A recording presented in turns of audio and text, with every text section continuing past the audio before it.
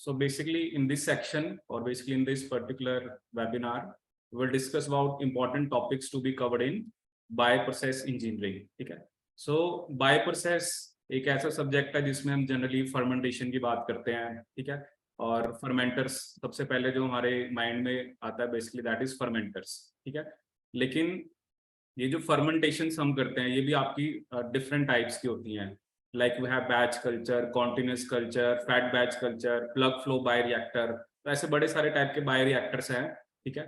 और बेसिकली आप ये जो मैंने स्टार्टिंग में इमेज भी आपको शो कर रखी है, क्योंकि हर एक जो फर्मेंटर होता है, फर्मेंटर का मोटिव क्या होता है, हमें बेसिकली लार्ज स्केल पे बेसिकली प्रोडक्ट्स को बनाना है. ठीक है ना. लार्ज स्केल पे आपको इथेनॉल बनानी है, लार्ज स्केल पे आपको सिट्रिक एसिड बनवाना है, और you can say large scale पे डिफरेंट एंटीबायोटिक्स बनवानी है. ठीक है. तो उसके लिए फर्मेंटर्स होते हैं. ठीक है. तो फर्मेंटर्स वो कुछ हंड्रेड्स ऑफ लीटर्स के भी हो सकते हैं, थाउजेंड्स ऑफ लीटर्स के भी हो सकते हैं, और it could be like lakhs of, कि मतलब 1 लाख लीटर का भी फर्मेंटर हो सकता है.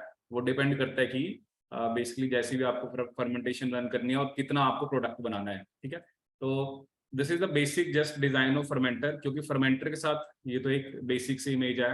अदरवाइज यू कैन इमेजिन कि 1 लाख वाला फर्मेंटर जिसकी 1 लाख लीटर कैपेसिटी है तो उसका साइज कितना बड़ा होगा. ठीक है. तो फर्मेंटर एक पूरा सिस्टम है जिसमें अलग अलग टाइप के आप देख रहे हो. एक तो आपको वॉल्यूम जो भी फर्मेंटर में रखनी है. ठीक है.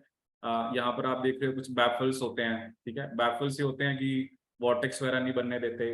इम्पैलर्स होते हैं मिक्सिंग के लिए. ठीक है. और बेसिकली जो हमें कोई फर्मेंटेशन रन करनी है तो एक स्पेसिफिक टेम्परेचर होता है, एक स्पेसिफिक प्रेशर होता है, या एक स्पेसिफिक पीएच होती है. तो we want to maintain that conditions. ठीक है. तो ड्यूरिंग फर्मेंटेशन अगर पीएच कम ज्यादा हो रही है तो उसके लिए एसिड बेस कंट्रोल है. ठीक है ना. पीएच ज्यादा होगी तो आप उसमें एसिड ऐड कर दो, पीएच कम होगी तो आप उसमें बेस ऐड कर दो. ठीक है. ये इनोक्यूलेशन पाइप है, जो भी आपको इनोक्यूलम डालना है. ठीक है. जो भी आपने, जैसे आपने फॉर एग्जांपल इथेनॉल बनानी है. ठीक है. तो एज वी नो इथेनॉल बनाने के लिए हमें क्या चाहिए होता है, सैक्रोमाइसिस सेरेविसाई. ठीक है ना. तो जो भी उसका एक तो सबस्ट्रेट है वो तो हमें चाहिए ही चाहिए, और इथेनॉल बनाने के लिए हम किसको यूज करते हैं, सैक्रोमाइसिस सेरेविसाई. ठीक है. तो ऐसे बहुत सारे फर्मेंटेशन के एग्जांपल्स कॉमनली एग्जाम में आते हैं. ठीक है ना. क्योंकि कमर्शियल स्केल पे आपको कोई प्रोडक्ट बनवाना है, चाहे वो इथेनॉल है, चाहे वो जैसे मैंने आपको सिट्रिक एसिड बताया, एंटीबायोटिक्स हो गई, लैक्टिक एसिड हो गया, तो there are specific basically microbes. ठीक है ना. तो ये एक लिस्ट है, तो ऐसे क्वेश्चन आते हैं एग्जाम में. ठीक है. बाकी इसमें देखो एक सैम्पलिंग पॉइंट होता है, क्योंकि आप फर्मेंटर ऐसा होता है कि मान लो मैंने 48 आवर्स के लिए रन करना है, 72 आवर्स के लिए रन करना है, तो मुझे थोड़े थोड़े टाइम के बाद सैंपल्स लेने होते हैं. ठीक है ना. क्योंकि सैंपल से मुझे ये पता लग रहा है मेरा प्रोडक्ट बन रहा है. ठीक है ना. तो क्योंकि ऐसा ना होना कि एक बार तो हमने फर्मेंटेशन स्टार्ट कर दी और उसके बाद हम देख ही नहीं रहे हैं. ठीक है ना. क्योंकि अलग अलग जो फर्मेंटेशन होती हैं वो हम अलग अलग ड्यूरेशन के लिए करते हैं. ठीक है.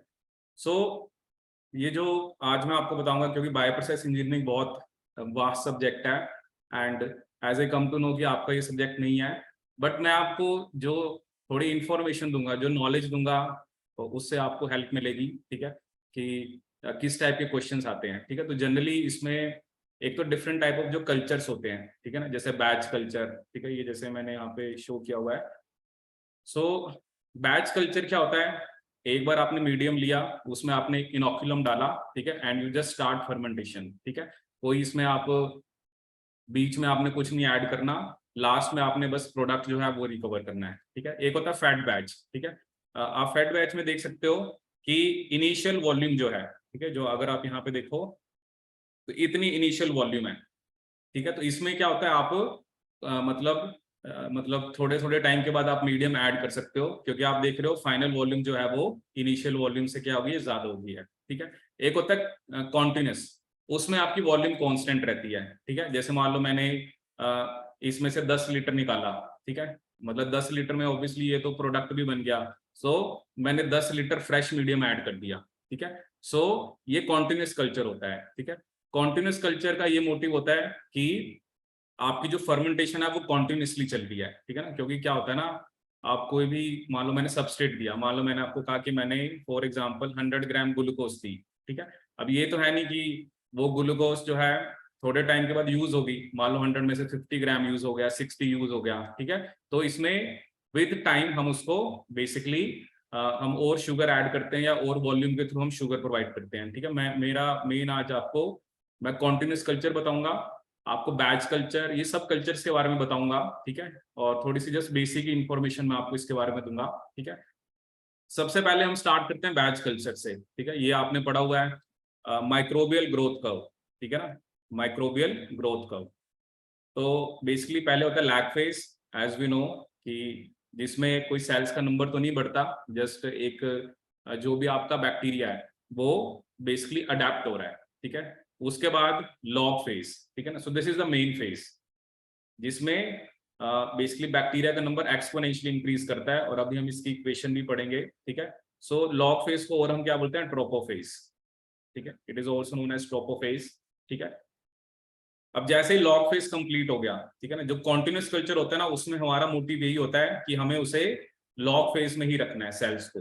ठीक है, क्योंकि अब सेल स्टेशनरी फेज में कब जाते हैं, जब मीडियम खत्म हो गया, जो आपने मतलब उसको फूड सोर्स दिया था, शुगर दी थी, जो जब वो खत्म हो गई तो उसके बाद तो वो स्टेशनरी फेज में चला जाता है। ठीक है, और बेसिकली फिर हमारा क्या आता है, डेथ और डिक्लाइन फेज, जिसमें सेल्स का नंबर डिक्रीज होना स्टार्ट हो जाता है। ठीक है, सो मैं आपको थोड़ा सा भी पहले बैच कल्चर की इक्वेशन बताऊंगा और फिर उस पे बेस्ड हम एक क्वेश्चन करेंगे, क्योंकि main this subject is all about numericals. ठीक है, तो ऐसा नहीं है बड़े मुश्किल आते हैं, but at least we should have the basic knowledge और हमें फॉर्मुलेस पता हो। ठीक है, तो थोड़ा सा पहले हम बैच कल्चर से स्टार्ट करते हैं। ठीक है, तो इसके बारे में बताता हूँ मैं आपको पहले, तो आप इसको साथ में नोट करना। ठीक है, तभी आप क्वेश्चन कर पाओगे। ठीक है, सो अभी मैं आपको 3-4 फॉर्मूलेज यहाँ पे लिखवाऊंगा और उस पे बेस पे हम क्वेश्चन कर लेंगे। ठीक है, so if I talk about this batch culture, ठीक है, या जो आपकी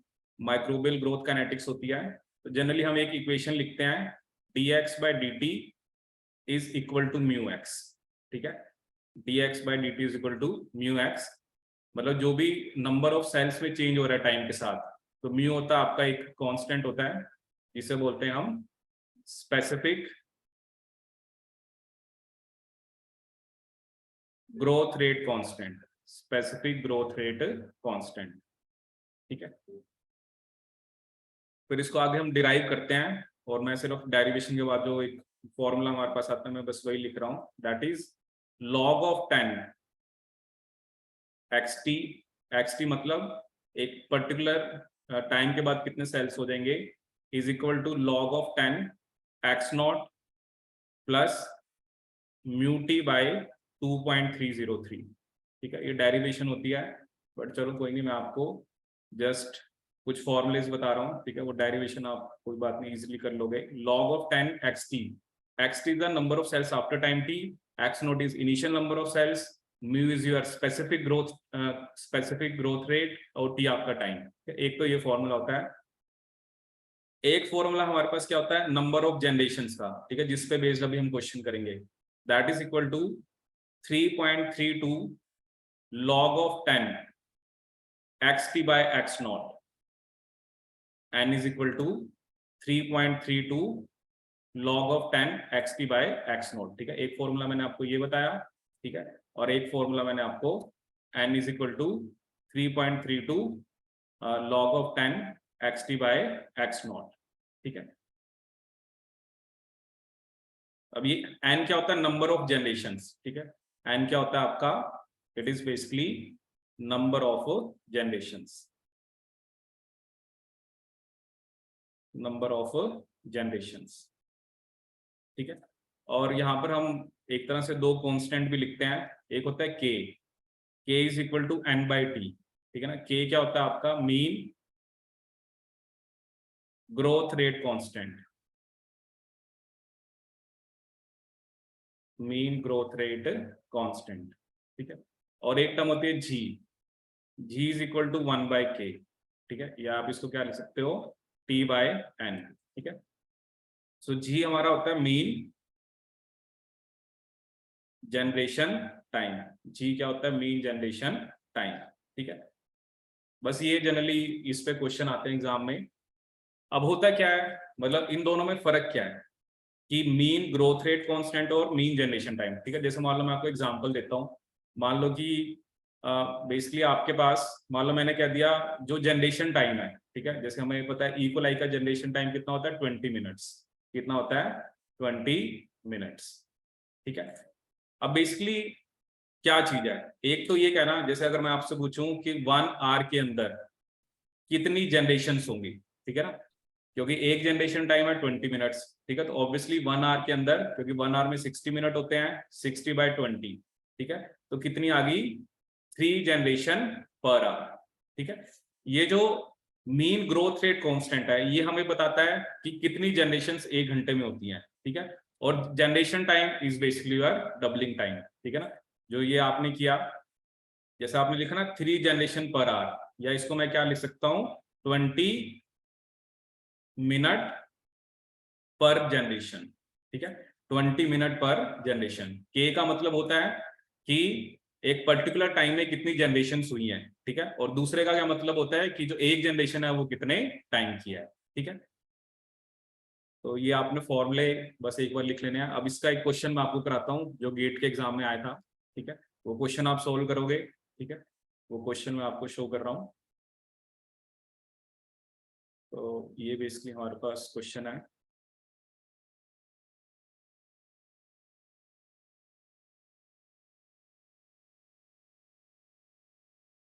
सो this is a question we have, ठीक है, आप इसको सॉल्व करो, ठीक है, फिर मैं आपको इसको सॉल्व कराता हूँ।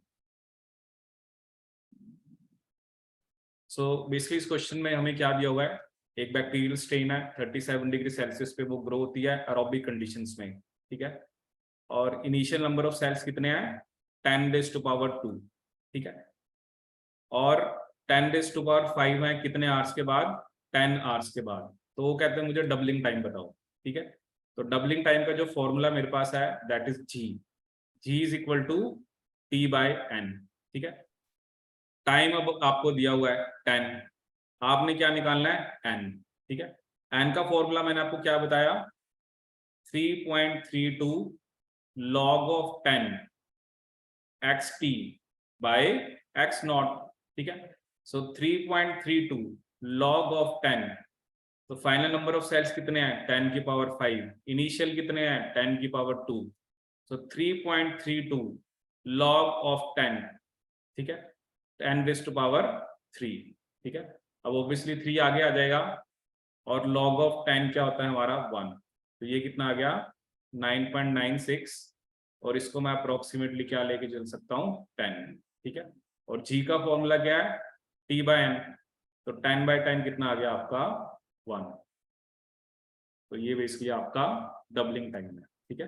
तो ऐसे ऐसे सिंपल क्वेश्चन आता है एक तो, ठीक है, ये जो कल्चर्स है ना बैच कल्चर, कॉन्टिन्यूस कल्चर, ठीक है, इनकी ना इक्वेशंस तो कई बार थोड़ी सी कॉम्प्लेक्स लगती हैं, बट जो फाइनली जो हम डिराइव करते हैं हमें पता होना चाहिए, ठीक है ना। अब जैसे मैंने अभी आपको डेरिवेशन नहीं कराई, ठीक है, और ये तो वैसे भी सिंपल है, क्योंकि जब हम माइक्रोबियल ग्रोथ काइनेटिक्स पढ़ते हैं तो एन का फॉर्मूला आपको पता होना चाहिए, जी क्या होता है और बेसिकली के क्या होता है। यही एग्जाम में आपको गेट के एग्जाम हो गया, डीबीटी का एग्जाम हो गया, तो ये सबसे कॉमन क्वेश्चन आता है, ठीक है। सो अब नेक्स्ट जो हम पढ़ेंगे that will be continuous culture, ठीक है। तो कॉन्टिन्यूस कल्चर देखते हैं, इसको थोड़ा सा अब एक बार ना डेरिवेशन थोड़ी सी कई बार कॉम्प्लेक्स लगती है, बट एक बार लिखना, क्योंकि मेन वही मैंने आपको कराना है, ठीक है ना। क्योंकि मेरा मेन बताने का मोटिव ये रहेगा, हम एक बड़ी डेरिवेशन करेंगे पहले, ठीक है, लेकिन लास्ट में जो रिजल्ट आएगा हमने उसको क्वेश्चन में बस अप्लाई करना है, ठीक है। वो थोड़ा सा आपको शायद लगेगी बड़ी लंबी जा रही है, but have your notebook with you, आप प्लीज उसको लिखना, ठीक है ना, क्योंकि मेन जो है ना कि आपको लगता है ये सब्जेक्ट कॉम्प्लेक्स है या कुछ ऐसी मुश्किल है, तो मैं आपको वो पार्ट बता रहा हूँ जो आप इजीली कर सकते हो, ठीक है। तो ऐसा कुछ मुश्किल नहीं होता, बस थोड़ा सा आपको पता होना चाहिए क्या करना है। So this is continuous culture. Continuous culture में मैंने पहले भी आपको बताया कि बेसिकली जो एक तरह से हमारा जितना हम वॉल्यूम को रिमूव करते हैं उतनी हम ऐड करते हैं, कि इसमें जो वॉल्यूम है वो कांस्टेंट रहती है, ठीक है। अब क्या होता है मतलब इसमें ना दो टाइप के होते हैं, एक होता है कीमोस्टैट। कीमोस्टैट का क्या मतलब होता है कि जैसे एक पर्टिकुलर कोई सबस्ट्रेट है, हम उसको देख रहे हैं कि जब वो सबस्ट्रेट खत्म हो गया तो फिर आप बेसिकली वो सबस्ट्रेट ऐड कर दोगे, जैसे हम बोलते हैं ना एक रेट लिमिटिंग सबस्ट्रेट, क्योंकि अगर वो सबस्ट्रेट नहीं होगा तो फिर वो ग्रो नहीं कर पाएंगे। टर्बिडोस्टैट में हम टर्बिडिटी चेक करते हैं, ठीक है ना, कि या सेल डेंसिटी, कि जब जैसे होता है ना, अब आप जस्ट इमेजिन करोगे आपके पास एक मीडियम है, उसमें बैक्टीरिया है, ठीक है, तो बैक्टीरिया के कारण एक टर्बिडिटी आ रही है। जब अब टर्बिडिटी जब आ रही है, जब हमने एक वैल्यू सेट कर दी कि जब इतनी टर्बिडिटी आ जाएगी, at that point we need to remove medium. अब मीडियम रिमूव हो रहा है तो साथ में सेल्स भी जा रहे हैं, साथ में जो उन्होंने प्रोडक्ट्स बनाए हैं वो भी जा रहे हैं, और फिर आप फ्रेश मीडियम ऐड करते हो ताकि जो टर्बिडिटी आपकी जो आपने मेंटेन करनी थी वो आप मेंटेन कर सकते हो।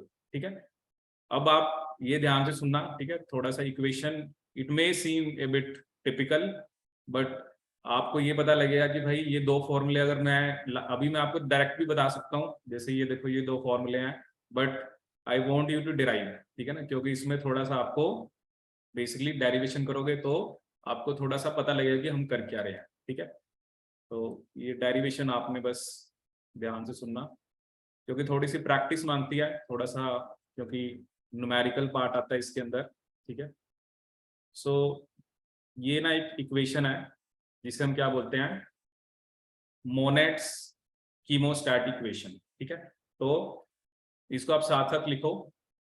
ठीक है, अब मोनेट्स कीमोस्टैट इक्वेशन क्या होती है, इसमें rate of addition to the system, कि जो आप ऐड कर रहे हो, माइनस जो रिमूव कर रहे हो, plus rate of production within the system is equal to 0। मतलब हमें ना कॉन्टिन्यूस कल्चर का क्या मतलब है कि चीजें अंदर कांस्टेंट रखनी है। ठीक है, तो जो एडिशन हो रहा है माइनस रिमूवल प्लस प्रोडक्शन, वो किसके इक्वल होना चाहिए, आपके 0 के। ठीक है, अब इसमें ना कुछ टर्म्स हैं, जैसे एक तो होता है कि viable cell culture in reactor and effluent stream. जैसे अभी मैंने आपको बताया कि जैसे आपका जो फर्मेंटर है, ठीक है, उसमें एक तो होती है इनलेट स्ट्रीम कि जिसके थ्रू आप ऐड कर रहे हो, और एक होती है एफ्लुएंट जहां जिससे आप रिमूव कर रहे हो। ठीक है, सो बेसिकली जो फीड स्ट्रीम है उसमें है एक्स नॉट स्टार्टिंग में, और जो आप बेसिकली रिमूव कर रहे हो या जो बेसिकली रिएक्टर में है वो है एक्स। ठीक है, F is the flow rate, जैसे होता है ना आप एक मीडियम को जब ऐड कर रहे हो तो एक पर्टिकुलर फ्लो रेट होता है। ठीक है, वो भी अभी हम देखेंगे फ्लो रेट। ठीक है, V is the volume of culture in vessel, और गामा एक्स ये क्या होता है, रेट ऑफ सेल फॉर्मेशन। ठीक है, पहले आप ये लिख लो, X is the viable cell culture in reactor and effluent stream, कि जो आप, क्योंकि जितने सेल्स ऑब्वियसली आपके इस मीडियम में होंगे तो वही वो एक तरह से वायबल सेल कल्चर है, रिएक्टर के अंदर भी है और एफ्लुएंट में भी है। ठीक है, एक्स नॉट जो मास आपका फीड स्ट्रीम में है। ठीक है, एफ आपका flow rate, volumetric flow rate of feed and effluent stream, V is the volume of culture in vessel, कि कितनी वॉल्यूम है वेसल के अंदर। ठीक है, and gamma x is the rate of cell formation. ठीक है, तो ये आप लिख लो। ठीक है, कोई बात नहीं, आप डेरिवेशन लिखो, ऐसा मत सोचना कि पता नहीं ये हम कर पाएंगे, हमें समझ नहीं आएगा, यू जस्ट राइट इट। ठीक है, ऐसी चीजें हैं ये, इट नीड्स प्रैक्टिस। ठीक है, आप लिखोगे, एक बार इसको समझोगे, दो बार समझोगे, आपको समझ आ जाएगा। ठीक है, क्योंकि क्वेश्चन आता है, एंड ऑब्वियसली व्हेन जब क्वेश्चन आ रहा है तो वो चीज़ हमें पढ़नी पड़ती है। ठीक है, चाहे वो हमें अच्छी लगती है चाहे नहीं लगती है। मैंने आपको पहले भी बताया था उस दिन कि it is not about self interest. अब कहीं उस दिन हुआ ना जब मैं आया तो मैंने आपसे ही पूछा कि गेट का पेपर कैसे हुआ, तो सबने ये बताया उसमें बाय प्रोसेस बहुत आया था, लेकिन हम करके नहीं जाएंगे तो फिर तो वही बात है ना। ठीक है, सो अब यहाँ पे आप देखो, अब ये इक्वेशंस है। ठीक है, सो दिस इज जो हमने ऊपर लिखा ना, rate of production within the rate of addition to the system minus rate of removal plus rate of production। ठीक है, so rate of जो बेसिकली आपका एडिशन है that is F into x not, flow rate into जो आपका feeds जो आप feed stream दे रहे हो उसमें जो बायोमास है F x not.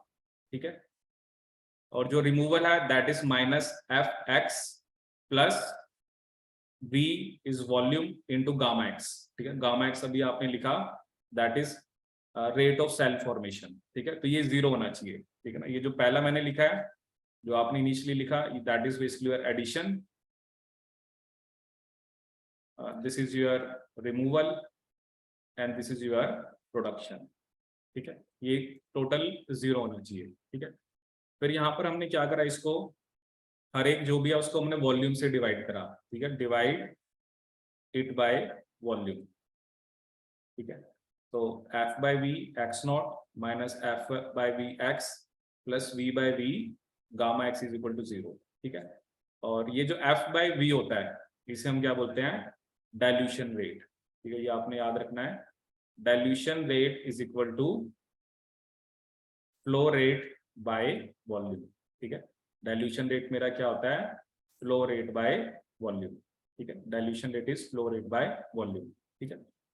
So dx naught minus dx plus gamma x is equal to 0, ठीक है। यहां तक हम आ गए, इसको आप नोट करो, dx naught minus dx plus gamma x is equal to 0, ठीक है। फिर मैंने क्या किया, dx और गामा एक्स को मैं उधर ले गया, dx not is dx minus gamma x, ठीक है। इसको मैं बेसिकली आपका दूसरी साइड पे ले गया, dx not is equal to dx minus gamma x, ठीक है। फिर मैंने यहाँ पर क्या करा, dx नॉट इज dx, ठीक है। तो ये जो गामा एक्स था इसको मैंने x से मल्टीप्लाई करा और x से डिवाइड करा, ठीक है, मतलब वो सेम ही रहता है। अगर मैं आपको कह रहा हूँ आपके पास 10 है, आप 10 को 2 से मल्टीप्लाई कर दो और 2 से डिवाइड कर दो तो वो सेम ही चीज है। तो इसी तरह से मैंने गामा एक्स को x से मल्टीप्लाई करा और x से डिवाइड किया, ठीक है। अब ये जो चीज होती है, जैसे ये एक बेसिकली अभी मैंने आपको जो इनिशियल इक्वेशन बताई थी, that is dx by dt is equal to mu x, ठीक है। तो म्यू को हम क्या लिख सकते हैं, 1 by x dot dx by dt, जो मैंने ये देखो आपका लिखा हुआ है, ये वही जो मैंने आपको बैच कल्चर की इक्वेशन बताई, ठीक है। तो अब बेसिकली क्या होता है, mu is equal to 1 by x dot dx by dt, और dx बाई dt अभी मैंने आपको क्या बताया, गामा एक्स, ठीक है। तो म्यू को मैं क्या लिख सकता हूँ, 1 by x dot gamma x, ठीक है। यही करने के लिए मैंने x से डिवाइड कर और x से मल्टीप्लाई, ठीक है। तो ये जो गामा एक्स बाय एक्स है ये मेरा क्या आ गया, म्यू, ठीक है। तो ये होता है ना कि हमने x से डिवाइड मल्टीप्लाई इसलिए करा क्योंकि हम इस इक्वेशन को म्यू की फॉर्म में ले गए, ठीक है। तो यहाँ पर क्या इक्वेशन आ गई मेरे पास, dx not is equal to dx minus mu x, ठीक है। dx not is equal to dx minus mu x, dx not is equal to dx minus mu x, ठीक है। अब उसने क्या कहा आगे मुझे, अगर मेरी फीड स्टेराइल है, स्टेराइल फीड का मतलब है उसमें कोई भी सेल नहीं है, ठीक है। तो x नॉट क्या हो गया, 0, कि आपने जो फीड दिया उसमें कोई सेल नहीं है। तो x नॉट अगर 0 है तो ऑब्वियसली dx इसके इक्वल आ गया म्यू एक्स के, ठीक है। मतलब dilution rate is equal to specific growth rate, ठीक है। ये जो भी आपने डेरिवेशन करी थी कि dx नॉट, जो अभी आपने लिखा कि dx not is equal to dx minus mu x, ठीक है। तो वो कह रहा है x नोट 0 है, तो भाई x नोट 0 है तो ये सारा 0 हो गया, तो d किसके इक्वल आ गया, म्यू के, ठीक है। यहां से हमने मतलब एक कॉन्टिन्यूस कल्चर की एक खास बात होती है कि जो डाइल्यूशन रेट है, मतलब किस रेट से आपने डाइल्यूशन करनी है, that depends on the specific growth rate of that particular bacteria, ठीक है ना। देखो हर एक जो बैक्टीरिया है या जो भी हम बेसिकली आपका फंगस है या जो भी हम फर्मेंटेशन के लिए हम जिस भी माइक्रोब को यूज कर रहे हैं, ठीक है, तो वो उसका कॉन्टिन्यूस कल्चर के लिए कंडीशन होती है कि डाइल्यूशन रेट और जो स्पेसिफिक ग्रोथ रेट है वो इक्वल होना चाहिए, ठीक है। एक तो हमने ये डिराइव कर लिया। अब नेक्स्ट हमारे पास जैसे हम एक माइकलिस मेंटन इक्वेशन पढ़ते हैं, v is equal to V max S by K M plus S, ऐसे यहाँ पर एक इक्वेशन है mu is equal to mu max S by K S plus S, ठीक है। अब मैं क्या करूंगा, जो आपने ऊपर अभी डेरिवेशन करी, dx not is equal to dx minus mu x, ठीक है। तो मैंने म्यू की जगह ये वैल्यू पुट कर देनी है, ठीक है। इसको आप लिखो अभी जो आपने इक्वेशन लिखा ना dx not is equal to dx minus mu x, तो मैंने क्या करना है कि म्यू की जगह मैं ये वैल्यू पुट कर रहा हूं, that is mu max S by K S plus S dot X, ठीक है। ये मैंने यहाँ पे वैल्यू पुट कर दी, ठीक है। अब इसको थोड़ा हमने रीअरेंज करा, ये जो बेसिकली आपका इसको हम उधर ले गए,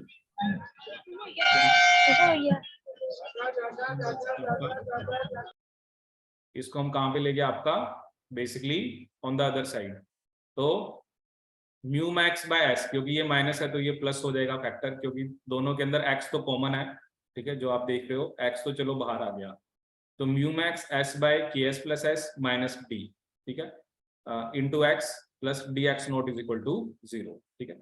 मतलब सिर्फ मैं इसको इस साइड ले गया और ये किसके इक्वल आ गया, आपके 0 के, ठीक है।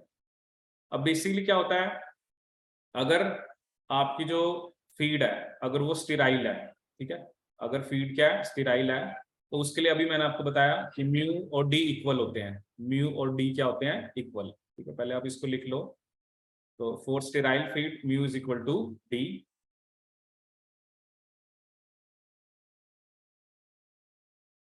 और जो हमने ये इक्वेशन लिखी थी कि mu is equal to mu max S by K S plus S, तो इसको मैं डी भी लिख सकता हूँ क्योंकि म्यू और डी इक्वल है, ठीक है।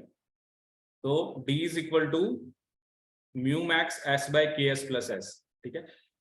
एक तो चलो आपके पास ये जो इक्वेशन आ गई, और एक जो हम ये कह रहे हैं कि आपके पास अगर म्यू डी है तो आपने डी को इसके इक्वल रख दिया, ठीक है। अब हमने क्या करा कि डी, ये के एस प्लस एस हम उधर ले गए और ये क्या हो गया, म्यू एम एस, ठीक है। तो mu M S is equal to D into K S plus S, ठीक है, क्योंकि बस मैंने ये जो इक्वेशन आपको बताई, mu is equal to mu max S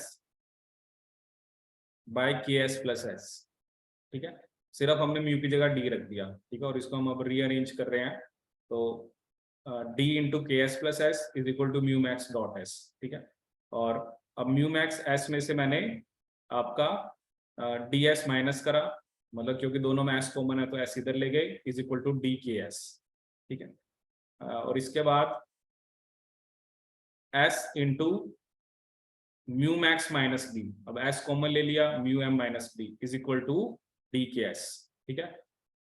अब ये आपको फॉर्मूला एक तो याद रखना है कि डी के एस जो एस स्टेराइल फीड है that is equal to dilution rate into K S by mu max minus D, ठीक है। अभी आप क्वेश्चन करोगे, एक तो ये फॉर्मूला वो आपसे पूछता है कि एस स्टेराइल फील्ड, ठीक है ना, तो ये अच्छे से अभी याद कर लो, D K S by mu M minus D, ठीक है। तो this is just simply derivation, क्योंकि कॉन्टिन्यूस कल्चर में म्यू डी के इक्वल होता है, तो जो म्यू की इक्वेशन थी उसकी जगह मैंने डी किया और मैंने ये एक डिराइव कर लिया, S sterile feed is equal to mu max into D by sorry D into K S by mu max minus D, ठीक है। एक तो ये फॉर्मूला आपको याद रखना है, मतलब जो डेरिवेशन आपने करी एक तो ये फॉर्मूला बस आपको याद रखना है, ठीक है, कि S sterile feed is D into K S by mu max minus D, ठीक है। एक तो ये हो गया, ठीक है। बस इसमें एक और फॉर्मूला है, उसके बाद हम क्वेश्चन ही देखेंगे, जो मैंने मेन आपको बताना है कि इतनी बड़ी हम डेरिवेशन तो कर रहे हैं बट क्वेश्चन का आंसर करने के लिए बस मुझे फॉर्मूला पता होना चाहिए, ठीक है। अब एक टर्म होते हैं ईल्ड, ईल्ड क्या होता है, जैसे मान लो मैंने आपको कहा कि मेरे पास 10 ग्राम सबस्ट्रेट है, ठीक है, 10 ग्राम सबस्ट्रेट से 2 ग्राम बायोमास बनता है, ठीक है ना, तो ये ईल्ड होती है, जैसे आपने सबस्ट्रेट दिया तो उससे बायोमास कितना बन रहा है, ठीक है। तो ईल्ड को हम कैसे लिखते हैं, एक्स बाय एस, मतलब जितना बायोमास बन रहा है by substrate is equal to x minus x not by S note minus S, ठीक है, x minus x not by S note minus S. अब स्टेराइल फीड में एक्स नोट तो 0 है, ठीक है, तो वाई एक्स एस किसके इक्वल आ गया, क्योंकि स्टेराइल फीड में हमने कोई सेल नहीं डालना, तो Y X is equal to x sterile feed by S note minus S, ठीक है। तो ये हमारा y आ गया, और x स्टेराइल फील्ड इसको हम क्या लिख सकते हैं, y x bye S into S note minus S, ठीक है। ये आप फॉर्मूला लिख लो। यील्ड क्या होता है कि जनरली जैसे होता है ना, मान लो आपने कहा कि हमने इतना सबस्ट्रेट दिया, इतना बायोमास बना, ठीक है, तो चेंज इन बायोमास बाय कितना सबस्ट्रेट यूज हुआ वो आपकी यील्ड होती है। कई बार ये भी बेसिक क्वेश्चन आ जाता है, and for sterile feed x not is equal to 0, तो Y X S is equal to x sterile feed by S note minus S, और एक्स स्टेराइल फीड क्या आ जाएगी, Y X by S into S note minus S, ठीक है। और यहाँ पर जो एस का भी आपने फॉर्मूला निकाला था, क्या निकाला था, D K S by mu M minus D, वो बस मैंने पुट कर दिया। मतलब ये दो फॉर्मूले आपको मेनली याद रखने हैं, एक तो एक्स स्टेराइल फीड और दूसरा आपका कि जो एस जो स्टेराइल फीड है वो क्या होता है, ठीक है ना। S sterile feed D K S by mu M minus D, और x sterile feed is by X by S, S naught minus S, ठीक है। तो ये दो फॉर्मूले हैं जो मेनली आपको अच्छे से ध्यान रखने। So basically the question which is given to us, ये गेट के एग्जाम में आया था कि जो बायोमास है उसको हम प्रोड्यूस करते हैं कॉन्टिन्यूस स्टील टैंक रिएक्टर में, जिसकी कैपेसिटी हमें दे रखी है 750 लीटर, ठीक है। स्टेराइल फीड है that is 8 gram per litre, ठीक है। और फ्लो रेट हमें दे रखा है, तो म्यू एम दिया हुआ है, के एस दिया हुआ है, और वाई एक्स बाय एस भी हमें दिया हुआ है, ठीक है। तो अभी देखो आपने एक इक्वेशन लिखी है that is x sterile feed is equal to, ठीक है, Y X by S into S minus mu M D, ठीक है, बाय, ठीक है। अभी आपने जो एस नोट के लिए क्या डिराइव करा है, mu M D sorry D into K S by mu M minus D,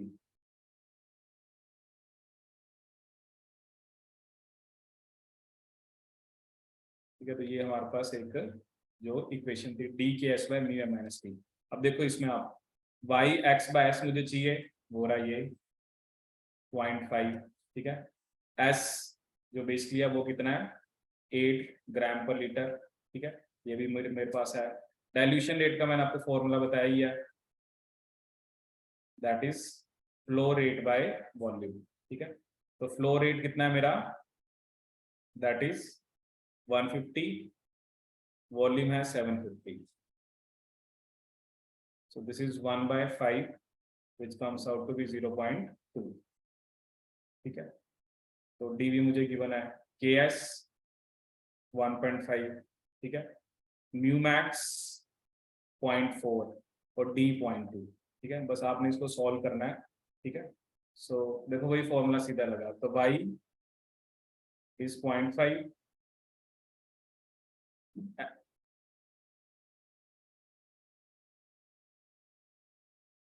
ठीक है। यहाँ पर आपका जो एस है वो कितना है, एस हमें दे रखा है 8 माइनस 0.2, डी इज 0.2, के एस कितना दिया होगा आपको 1.5 डिवाइडेड बाय 0.4 माइनस 0.2, ठीक है ना। तो और इसे सॉल्व और बताओ क्या आंसर आएगा।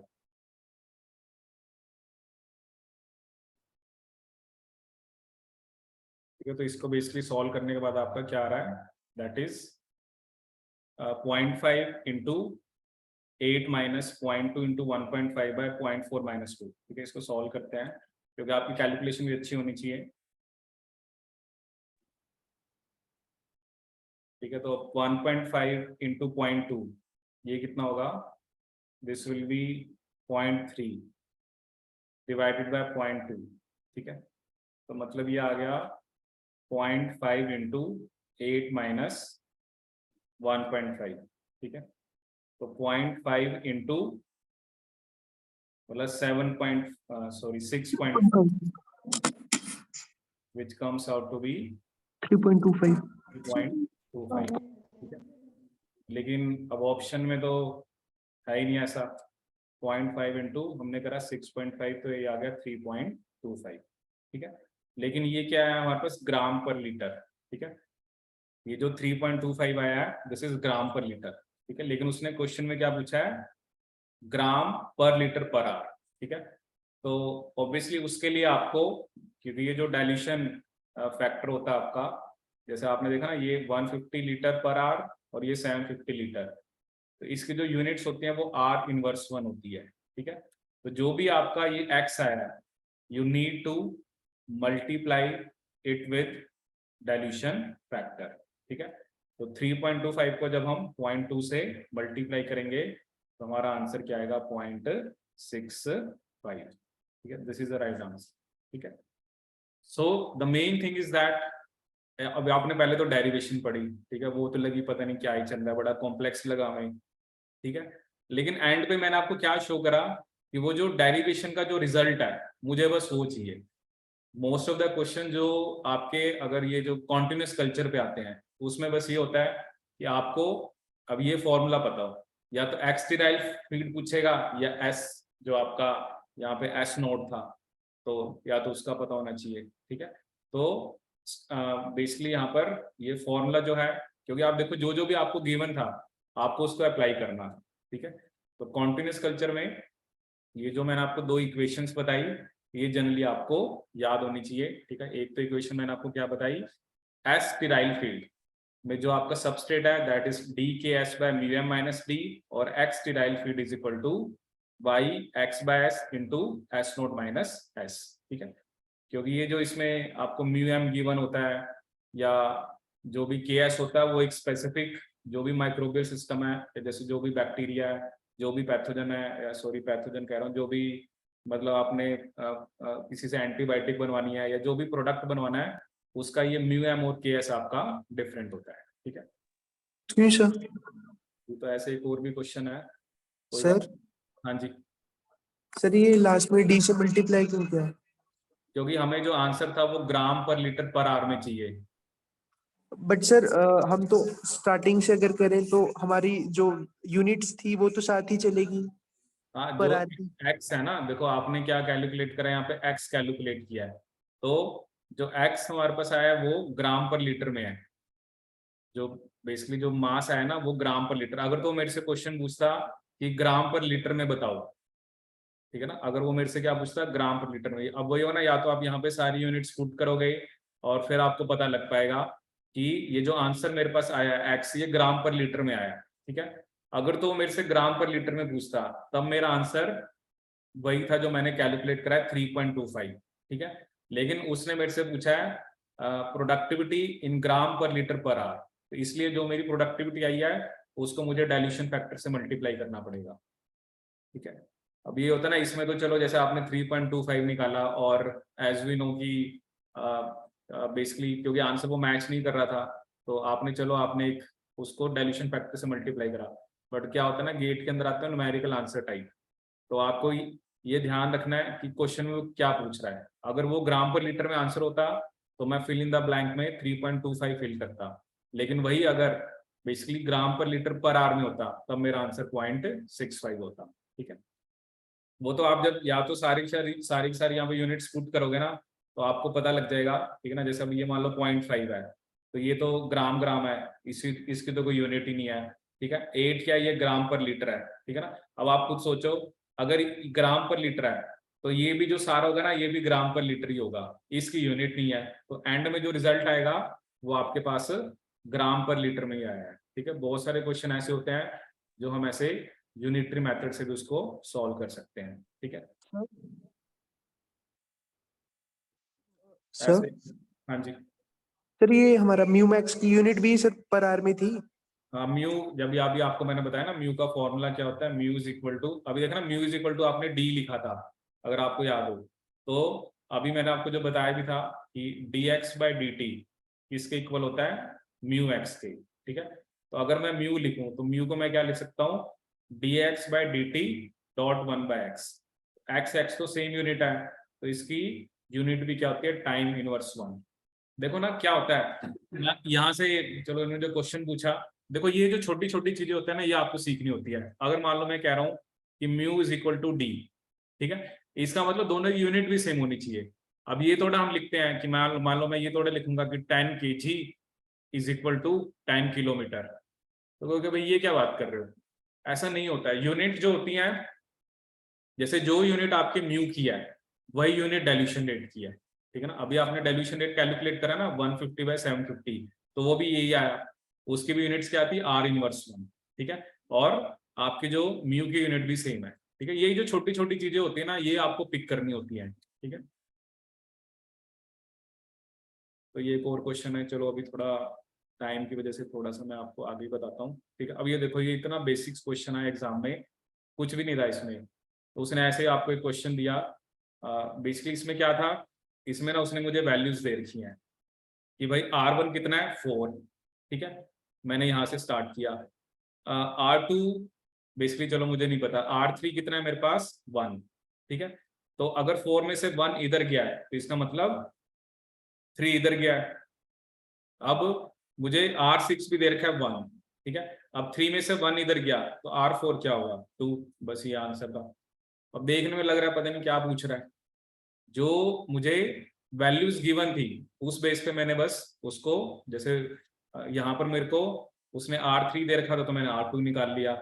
आगे मुझे अब पता है कि यहाँ पर 3 है, अब उसमें से मुझे R6 पता था, मैंने R4 निकाल लिया, ठीक है। तो बहुत सारे क्वेश्चन ऐसे बेसिक से भी आते हैं पेपर में, ठीक है। तो ये जो भी जैसे उसने लिखा हुआ ना कि एक मेटाबॉलिक या ट्रांसपोर्ट रिएक्शन हो रही है, और आपने जो ट्रांसपोर्ट फ्लक्स बताना था, और कुछ फ्लक्सेस हमें दिए हुए थे, होता है ना कि एक से एक चीज गई कुछ, तो उसका कुछ पार्ट मतलब किसी और पाथवे में चला गया, कुछ किसी और पाथवे में चला गया। जैसे मैं आपको एग्जांपल दूं, ग्लूकोज का ब्रेकडाउन भी हो सकता है, ग्लूकोज से ग्लाइकोजन भी बन सकती है, ठीक है ना। तो मान लो ग्लूकोज का ब्रेकडाउन को हम ग्लाइकोलिसिस बोलते हैं, लेकिन ग्लूकोज से ग्लाइकोजन बनाने के लिए आपको उसको पॉलीमराइज कराना है, ठीक है। तो एक ही चीज है, उसका अलग अलग फेट हो सकता है, ठीक है। तो ऐसे ही कोई पर्टिकुलर सबस्ट्रेट है या कोई मेटाबोलाइट है, it can enter into different pathways, ठीक है। Now this is basically your एक प्लग फ्लो रिएक्टर, ठीक है ना। देखो प्लग फ्लो रिएक्टर क्या होता है, जैसे अभी आपने पढ़ा ना कॉन्टिन्यूस कल्चर, कॉन्टिन्यूस कल्चर में है ना हमें मिक्सिंग करनी पड़ती है, ठीक है ना। जैसे मान लो आपके पास जो मीडियम है, ऊपर से मतलब उसमें मोटर लगी होती है, एंड हमको उसको स्टीयरिंग करानी होती है कि कॉन्टिन्यूसली मिक्स होता रहे ताकि यूनिफॉर्म डिस्ट्रीब्यूशन रहे, ठीक है। लेकिन ideal ideal plug flow reactor वो होता है जिसमें हम मिक्सिंग नहीं करते, ठीक है ना। इसमें क्या होता है, मतलब ये थोड़ा सा इसकी भी डेरिवेशन होती है। इसका मेन क्या होता है, जैसे मान लो ये एक प्लग फ्लो रिएक्टर है, ठीक है। तो इसमें ना हम रिएक्टर के ना ऐसे जो छोटे छोटे पार्ट्स में उसको मतलब इमेजिन कर लेते हैं कि छोटे छोटे से पार्ट्स हैं, ठीक है। और उसमें क्या होता है कि जो मॉलिक्यूल इस पार्ट में है और जो मॉलिक्यूल इस पार्ट में है उसमें आपस में कोई इंटरेक्शन नहीं होती, ठीक है। मतलब ये पूरा ना डेरिवेशन होती है। अभी बस फिलहाल आप ये याद रखना कि प्लग फ्लो में क्या होता है कि ना ये हमें ऐसा डिजाइन करना पड़ता है, वो हम तभी डिजाइन कर पाते हैं जब फ्लो रेट ज्यादा होता है, कि हम पूरे रिएक्टर को ना बड़े सारे एलिमेंट्स में डिवाइड कर देते हैं, और एक एलिमेंट के अंदर जो स्पेसिफिक कोई भी आपका मतलब उसमें जो भी मॉलिक्यूल्स हैं या जो भी है वो मतलब अपने से पीछे वाले और अपने से आगे वाले, जैसे मान लो मैंने कह दिया ये एक मॉलिक्यूल है, ठीक है, एक इसके आगे है एक इसके पीछे है। तो मतलब आइडियल प्लग फ्लो रिएक्टर वो है कि जो एक एलिमेंट के अंदर जो मॉलिक्यूल्स हैं वो आगे पीछे वाले किसी के साथ इंटरेक्ट नहीं कर रहे, ठीक है। तो ये मतलब आइडियली तो ऐसा नहीं होता है जब आप कोई भी करते हो, बट इसको हम अचीव कर सकते हैं, ठीक है, अगर हम बहुत हाई फ्लो रेट पे मतलब वी कैन मतलब हाई फ्लो रेट पे हम उसके अराउंड पहुंच सकते हैं, ठीक है। तो पूरा इसकी भी डेरिवेशन होती है, ठीक है। जैसे अब ये देखो, ये ना आपको देख रहा होगा अभी इसमें ना, एक मैं आपको रिनोल्ड नंबर बताऊंगा और उस पर हम क्वेश्चन भी करेंगे। बड़ा सिंपल सा एक नंबर होता है। आप ये देखो जो प्लग फ्लो है उसमें आप देखो प्लग फ्लो ये फ्लो होता है, fluid velocity same across the diameter of pipe, ठीक है। आप यहाँ पे जो वेलोसिटी है यहाँ पे जो वेलोसिटी है सब जगह पे सेम है। एक होता है टर्बुलेंट फ्लो। टर्बुलेंट फ्लो में क्या होता है कि चलो जी सेंटर में तो ठीक है, बट जो बेसिकली आपके एंड्स होते हैं जैसे पाइप के जो एंड है, ठीक है, वहां पर थोड़ी सी वेलोसिटी आपकी कम होती है, ठीक है। और एक होता है लैमिनार। लैमिनार में आप देख रहे हो कि बेसिकली जैसे सेंटर में आपको ज्यादा देखने को मिल रही है, ठीक है, और एंड्स पे आपको कम, ठीक है। क्योंकि ये भी एक ना एक पर्टिकुलर स्पेसिफिक हमारा टॉपिक होता है फ्लूइड मैकेनिक्स, ठीक है।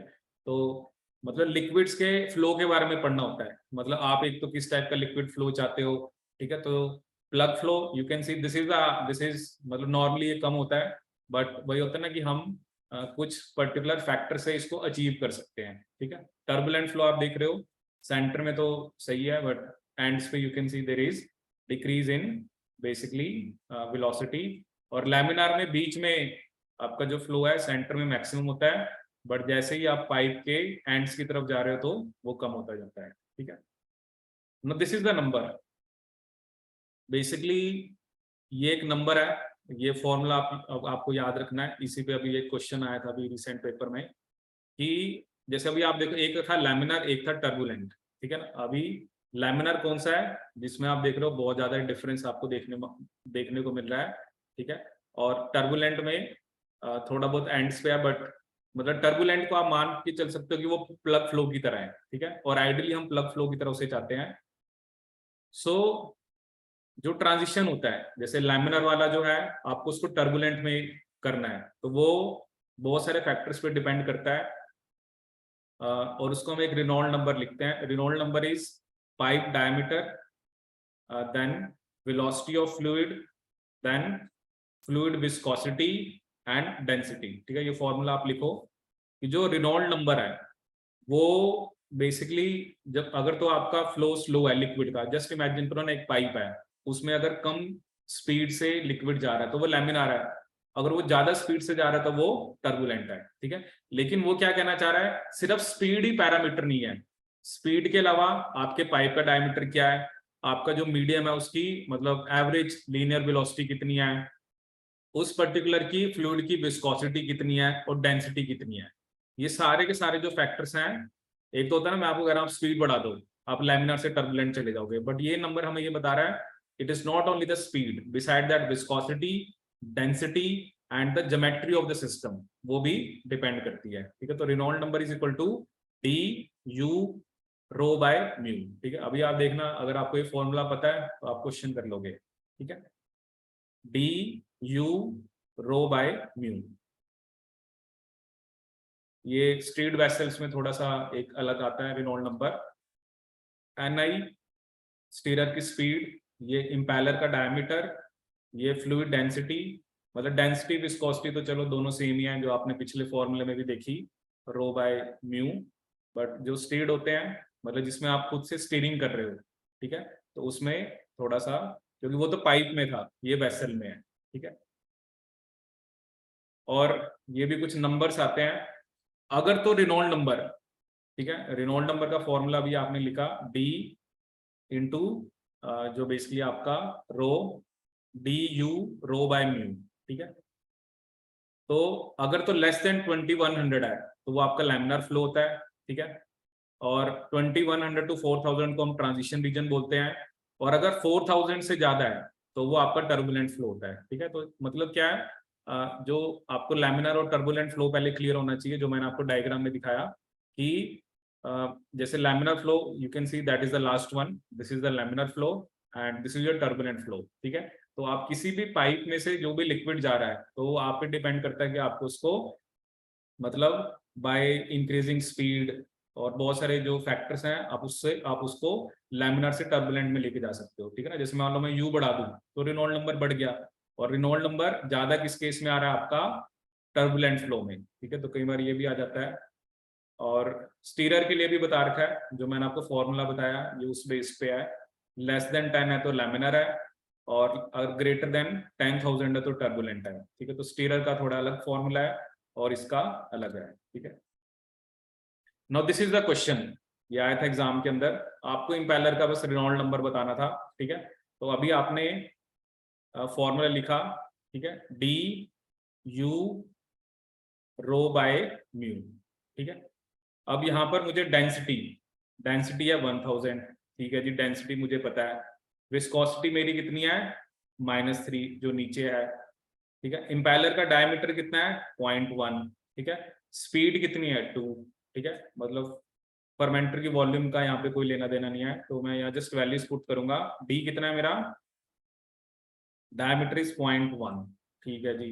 स्पीड कितनी है 2, ठीक है जी। रो क्या आपका, दैट इज डेंसिटी, डेंसिटी मैं देखो तो यहाँ पर है मेरी 1000, ठीक है। विस्कोसिटी कितनी है मेरी 10 की पावर -3, बस ये आंसर आ गया, यहाँ पे आप सॉल्व कर लोगे 0.1 इंटू 2 इंटू 10 की पावर 6, ठीक है। तो 0.1 इंटू 2 कितना हो गया 0.2, तो इसको आप लिख सकते हो मतलब 2/10 इंटू 10 की पावर 6, मतलब 2 इंटू 10⁵, तो 2 1 2 3 4 5, ये आंसर है बस।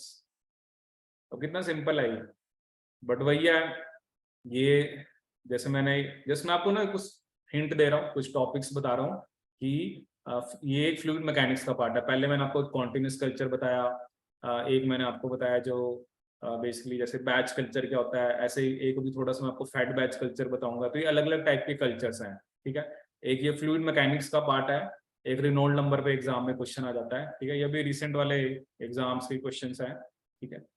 ऐसे ही this is plug flow reactor, ठीक है। ये थोड़ा सा बता रखा जो भी मैंने आपको बताया कि अगर आपको ideal flow, plug flow ideal होता है कि जो एक पाइप के अंदर जो अलग अलग एलिमेंट्स हैं, मतलब वो बेसिकली नॉर्मली रिएक्ट नहीं कर रहे क्योंकि उनकी वेलोसिटी अलग अलग होती है, ठीक है। तो हाई रिनोल्ड नंबर है तो आप बेसिकली उससे फ्लूइड की मिक्सिंग को अवॉइड कर सकते हो, ठीक है। ऐसे एक और भी नंबर आता है यहाँ पे, ठीक है, दैट इज पैकलेट नंबर, ठीक है। तो ये अलग अलग नंबर है, इसका भी एक फॉर्मूला है।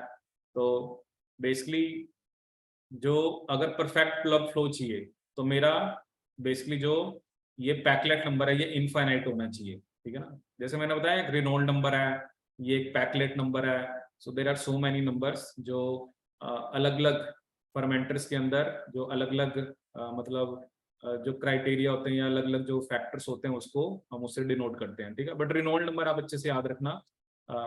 अब ये होगा ना, आप कहीं जैसे पढ़ोगे इसके बारे में तो आप बाकी नंबर्स को भी देखोगे कौन सा कहाँ पे यूज होता है।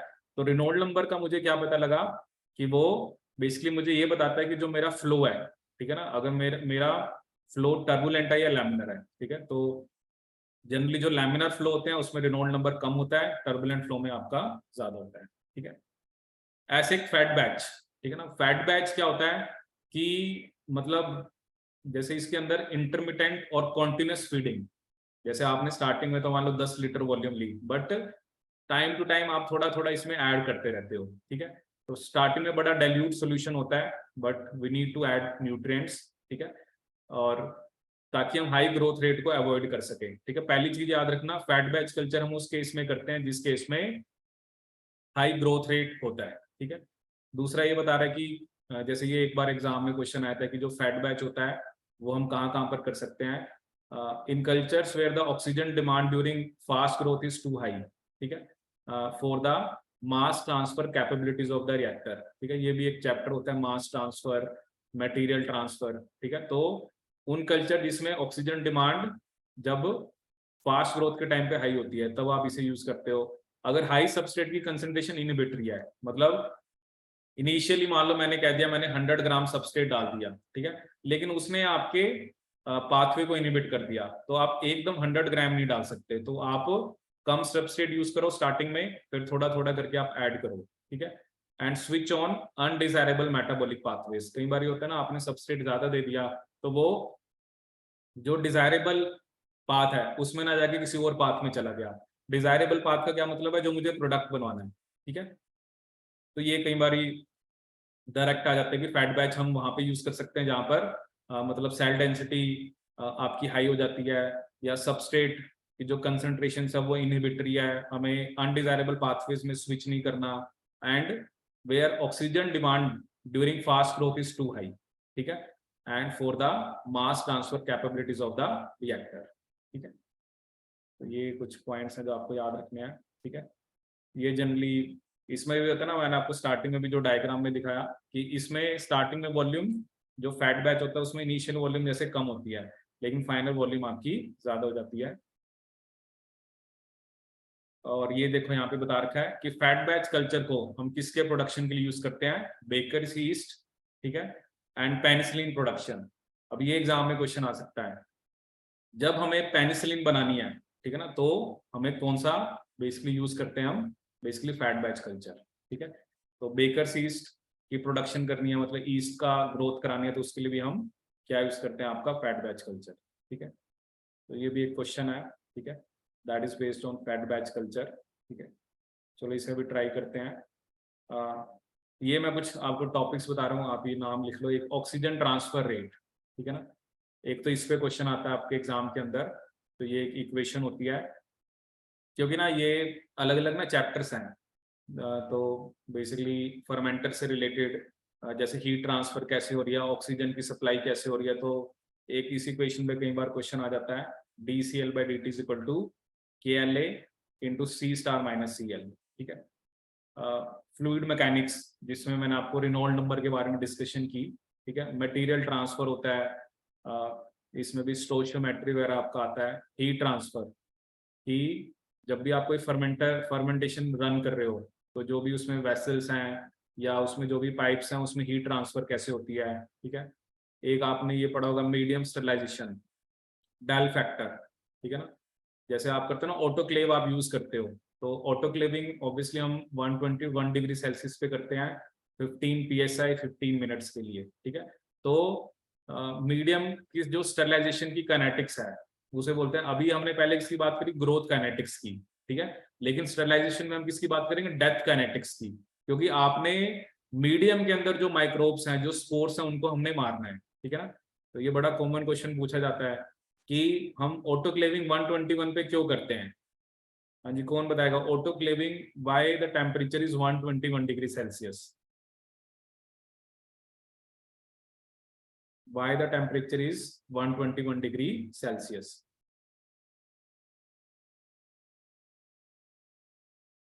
क्यों 121 डिग्री सेल्सियस टेम्परेचर पे ही हम करते हैं ऑटोक्लेविंग, तो आप सबने की होगी 121 15 psi 15 मिनट। तो उसका रीजन क्या होता है कि जो बैसिलस स्टीरियोथर्मोफिलस, ठीक है, ये जो बैक्टीरिया है इसके जो स्पोर्स होते हैं वो कौन से टेम्परेचर पे किल होते हैं, 121 पे, ठीक है ना। तो ये हम स्टैंडर्ड लेके चलते हैं, ठीक है। और डेल फैक्टर, ये ना सारा ग्रोथ काइनेटिक्स होती है, तो जनरली कई बार इस पे भी एग्जाम में क्वेश्चन आ जाता है, ठीक है।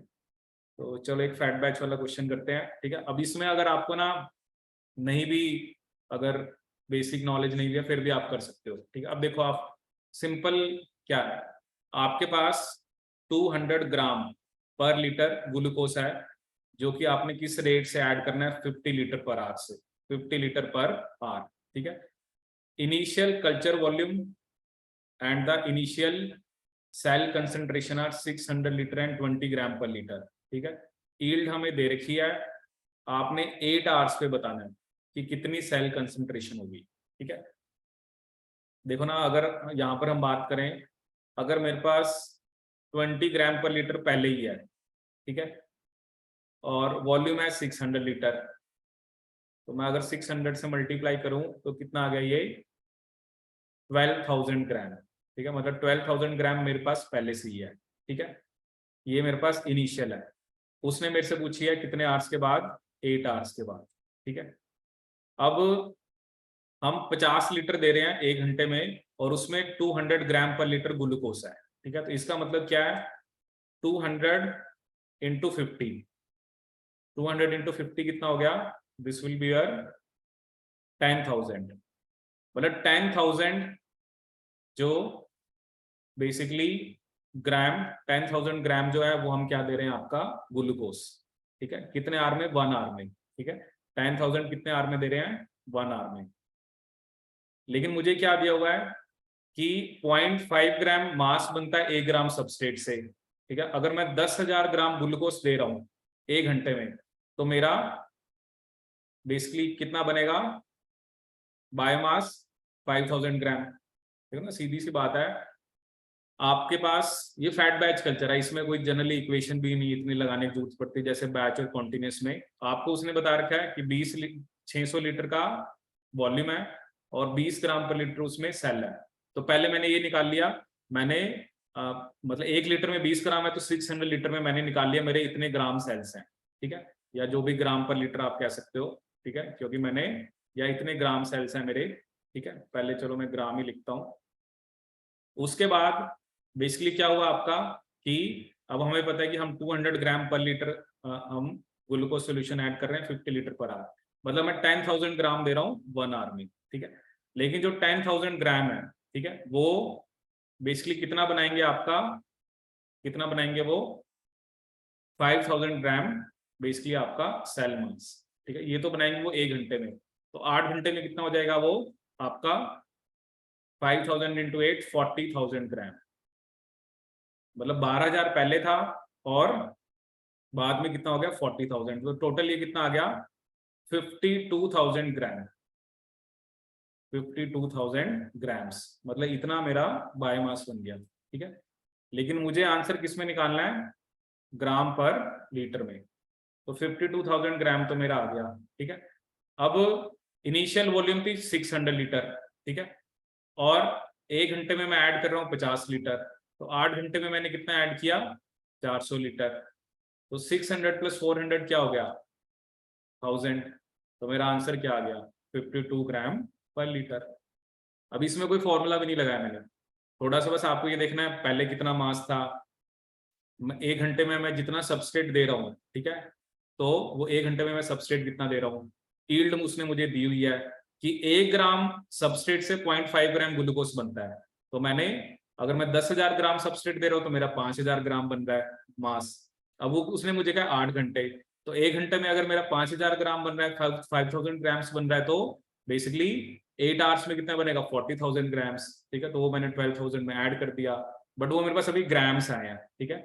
आंसर उसने मुझसे ग्राम्स पर लीटर में पूछा है, तो इनिशियल कितना था 600 लीटर, ऐड हमने कितना किया 1 घंटे में, आपका इन 1 आवर हमने 50 लीटर ऐड किया है, तो 8 आवर्स में 400 लीटर क्या आ गया आपका, दैट इज 1000 लीटर। और 52,000 को अगर मैंने 1000 से मल्टीप्लाई किया तो आंसर मेरा क्या आ गया, 52 ग्राम पर लीटर, ठीक है। So this is all basically, ठीक है। तो जस्ट मैंने आपको थोड़ा सा आइडिया दिया, अदरवाइज ये जो टॉपिक्स हैं ये थोड़ा सा जो बेसिकली आपकी मोस्ट ऑफ द क्वेश्चन जो गेट एग्जाम में आते हैं उसके लिए डोरान की बुक है, ठीक है, और विटेकर की बुक आती है एक, ठीक है। तो जनरली इनमें से आपके क्वेश्चंस आते हैं, ठीक है। आपकी कोई क्वेरी है तो आप पूछ सकते हैं, ठीक है। Thank you so much.